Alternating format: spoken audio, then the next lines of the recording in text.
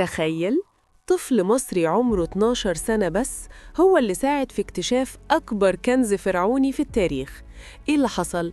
سنة 1922 عالم الآثار البريطاني هوارد كارتر كان بيدور على مقبرة الملك توت عنخ آمون من سنين. معاه اللورد كارنرفون اللي بيصرف فلوس كتير بس كل مرة يفشل، وكان ده آخر موسم حفر قبل ما ييأسوا.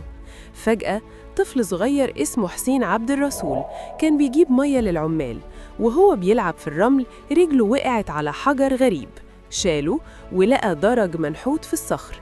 ده كان أول درجة لمقبرة توت عنخ آمون. كارتر قلبه اتقلب، غطى الدرج واستنى كارنرفون يجي.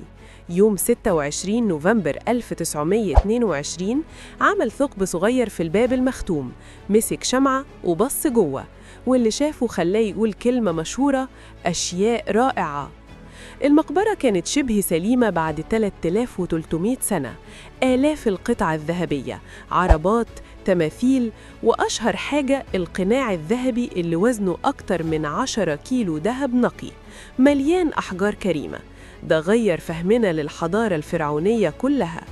اكتشاف غير التاريخ، وطفل مصري صغير كان جزء منه. لو عايز تعرف قصص كنوز فرعونية أكتر أو أسرار وادي الملوك، اعمل لايك دلوقتي، شارك الفيديو مع صحابك، واحفظه عشان الحكايات الجاية هتبقى أقوى.